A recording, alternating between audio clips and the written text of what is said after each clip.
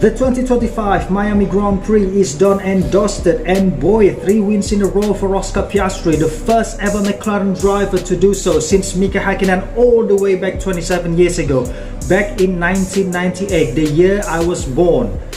And boy, as per tradition, let's get straight away to our traditional 5 topics to comment, and let's get into it.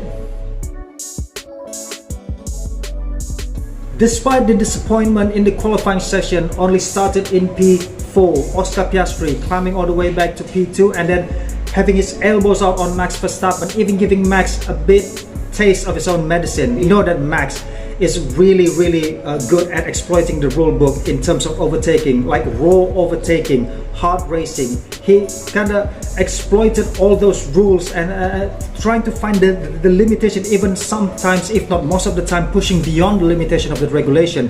But this time Oscar giving Max a taste of his own medicine. Oscar started well, climbing all the way back to P2 after Max and Lando almost collided in the second turn, I think, after the start.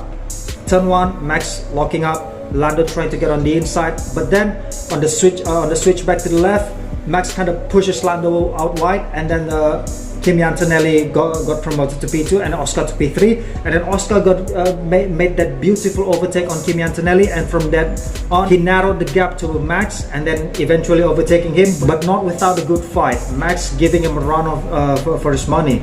It's just a beautiful overtaking, beautiful racecraft, really patient. It's like a really mature racecraft. Again, like I said in the previous commentary, 3 wins in a row for Oscar Pias-three, solidifying his lead in the championship. Just as Fernando Alonso 13 years ago, all the way back in 2012, Max Verstappen is currently driving at the very best, 3rd best car on the grid. Yet, back-to-back pole position. 2 weeks ago at Jeddah International Circuit, he clinched pole position, and now he clinched pole position again. But Max was wrestling his car. He wrestled that Red Bull, drifting every corner, brakes not really working properly. At some point he even locked up in the first corner and he blamed the brakes. I'm not really sure if it's the brake or if it's just Max making a mistake. I don't know. Max isn't really the type to admit his own mistake, you know. Every time something bad happens, it's always the car, either the tire, either the brake. It's never Max. He never admits it. He will never ever do that. But in the end, a disappointing P4 for Max. Valiant effort though. He got jumped by George Russell in the pit stop timing, but we'll get into that later on. But on merit, he had a genuine podium pace, but it's just not meant to be for him. Just as I watched Aldous' video like last year when it was Lando v Max, like it was all fabricated. It's not really like a really organic championship title fight last season, let's just face it. But Aldous always says in his video that Max actually has Lando inside his palm. Lando couldn't really beat Max because there's like a really hesitation, that it's a really pure hesitation from Lando every time he's on a wheel-to-wheel combat with Max. He's never really able to show his aggressiveness towards Max. But the genuine pace though from Lando, genuine pace, clearly faster than Max and Red Bull, but a messy racecraft nonetheless. At some point even I remember he tried to overtake Max, but ended up pushing him and both him as well out of the track, all 4 wheels exceeding the white line. So he needed to give that place back, but in the end Max just kind of gave it up. Like nothing to really fight there, and yeah, in the end Lando got to P2, and at some point he cut the gap to Oscar, like bit by bit, a tenth here, a tenth there, but in the end Lando just couldn't really keep up with Oscar, and yeah, a P2, a strong P2, but he's drifting away from the lead of the championship. As everyone are saying at the start of the season that this is Lando's year, it's just proven not to be the case. He's drifting further away from Oscar as Oscar solidifies his lead in the championship. As I said earlier, Red Bull had a podium pace on merit, but Mercedes, I just use it interchangeably, Mercedes, Mercedes and George Russell missed the consistency deliver once again. Mercedes dared to pit George in the VSC, and it's just right that the VSC was ending that George Russell was making his way out of the pit.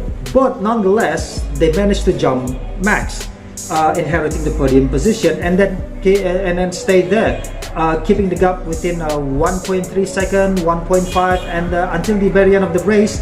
It's a really strong performance from George. And on the other side of the garage, Kimi Antonelli keeps on improving, sprint pole, and then for the main race he started P3, out-qualifying George Russell. George Russell, this Mr. Saturday, he out-qualified George Russell, who out-qualified Lewis Hamilton throughout the entire stint as a Mercedes teammate.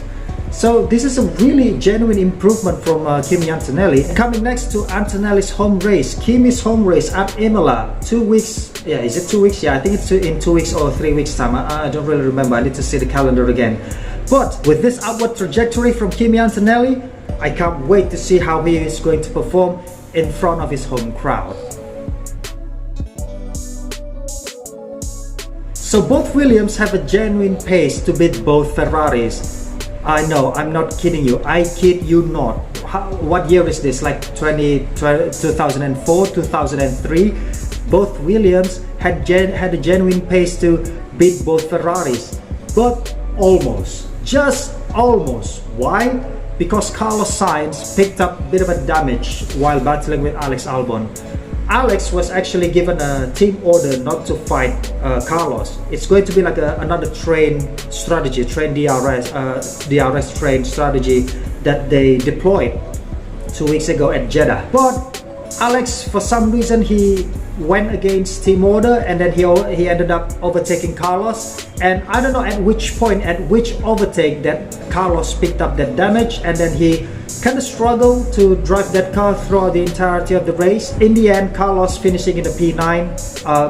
He got beaten by both Ferraris.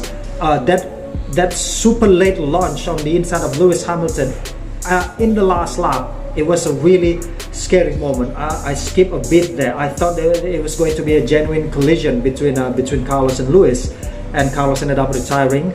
I thought it was going to be the case, but just thank God he brought it home.